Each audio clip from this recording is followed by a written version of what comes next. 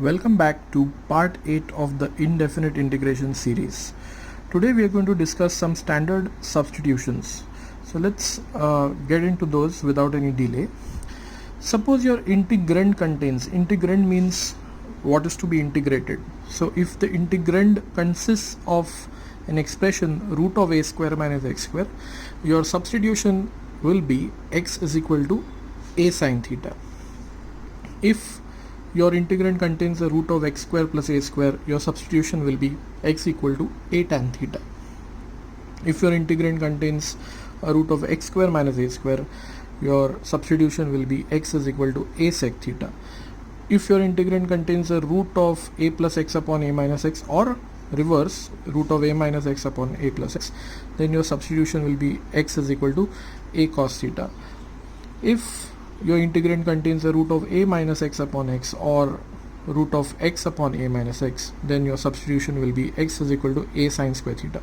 Now all these substitutions that I have listed for the respective expressions in the integrand, they are all suggesting an identity, and that identity would get rid of the root. For example, if in the very first example, root of a square minus x square, if I were to put x is equal to a sine theta, that would mean the root would then become a square minus a square sine square theta.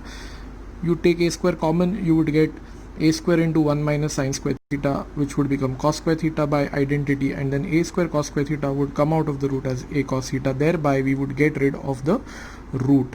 And whatever substitutions therefore we've done even in the next 4 are to get rid of the root. For example, suppose now this was root of a plus x upon a minus x. We've put x is equal to a cos theta.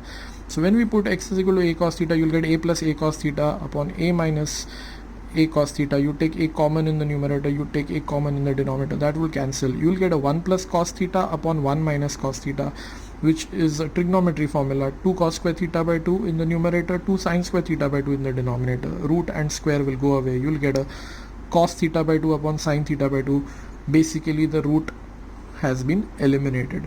So let's understand this even better with some examples. Now let's see question number 1. Your sum is integration of root of a square minus x square upon x square. Now it's quite clear that your integrand contains root of a square minus x square. So therefore the substitution x is equal to a sine theta. So it's quite obvious, whenever you see these kind of expressions, you should be able to guess what substitution is to be done. These are very standard substitutions. So your integrand contained a root of a square minus x square, besides other things like there is x square in the denominator, but it contains the root of a square minus x square. You put x is equal to a sine theta. So dx would become a cos theta d theta. I have differentiated with respect to theta and transferred d theta there. So I've done that in one step. Now let's take this x is equal to a sine theta and dx is equal to a cos theta d theta and substitute all these in the sum. So this will become root of a square minus a square sine square theta upon a square sine square theta will come in place of x square, and you have a cos theta d theta in place of dx. Now we'll take a square common, you'll get 1 minus sine square theta in the bracket, which will become cos square theta by identity, and a square cos square theta will come out of the root as a cos theta. You have a square sine square theta in the denominator, and you have this a cos theta d theta here. So a into a square, and this a square gets cancelled. You get cos theta into cos theta, which is cos square theta upon sine square theta, becoming cot square theta. Cot square theta can't be integrated, so we use the identity. We write that cot square theta is cos x square theta minus 1. Now we can integrate. So integration of cos x square theta is minus cot theta, minus integration of 1 is theta plus c. Now this is the point where all these sums are slightly different. We obviously have to resubstitute. Now the resubstitution, which means I have to replace cot theta by something, by the x expressions now, and also my theta has to go in terms of x. So how do we go about it? So let's go back here. If you notice, I have written something over here. X is equal to a sine theta was your was your substitution, which means sine theta would become x upon a, right?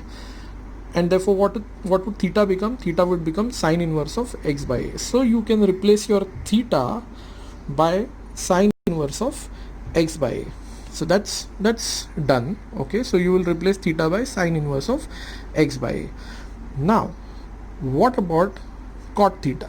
Now for getting the value of cot theta in terms of x and a, we will construct a right angle triangle. So when we construct this right angle triangle, we'll call this angle over here as theta. Now we know sine theta is equal to x upon a is what we have. We know that sine theta is opposite upon hypotenuse. So we will write x in place of the opposite side and a in place of the hypotenuse.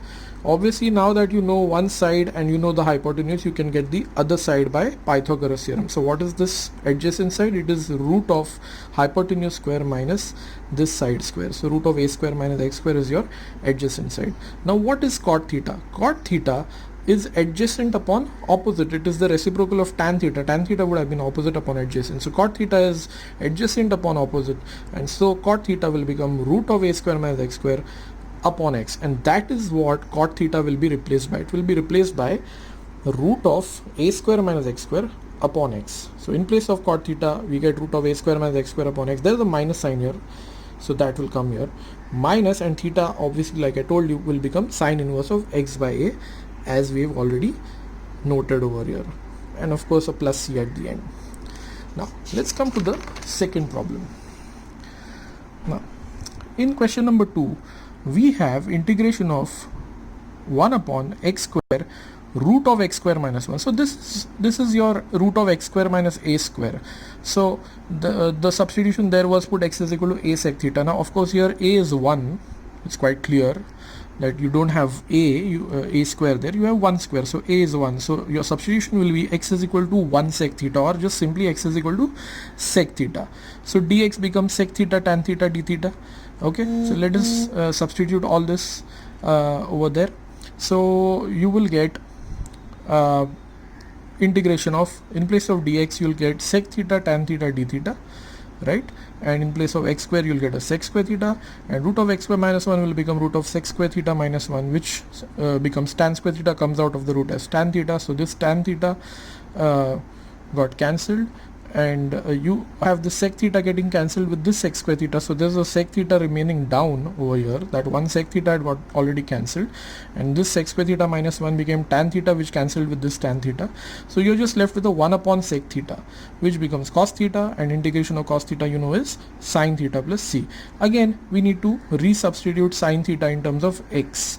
So here is where we go back to our substitution. So x is equal to sec theta would mean sec theta is x upon 1, which also means that theta is sec inverse of x, but we are not really looking for theta, we are looking for sine theta. So we'll have to construct the right angle triangle with theta as the angle over here, and sec theta being x upon 1, and you know sec theta is hypotenuse upon adjacent, so this will become x upon 1, and therefore this side, the opposite side, will become root of hypotenuse square minus this side square, so root of x square minus 1.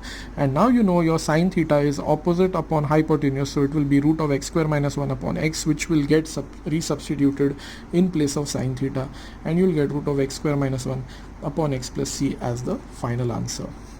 Let's come to question number 3. Now this is integration of 1 upon root of a square plus x square cube, which means the power is actually, effective power is 3 by 2. But nevertheless we have a root of a square minus x square, and cube can be handled later on. Because you have a root of a square plus x square, you will put your substitution, the standard substitution for this would be x is equal to a tan theta as per the table that I have discussed right at the beginning. So x is equal to a tan theta becomes the substitution. So dx becomes a sec square theta d theta.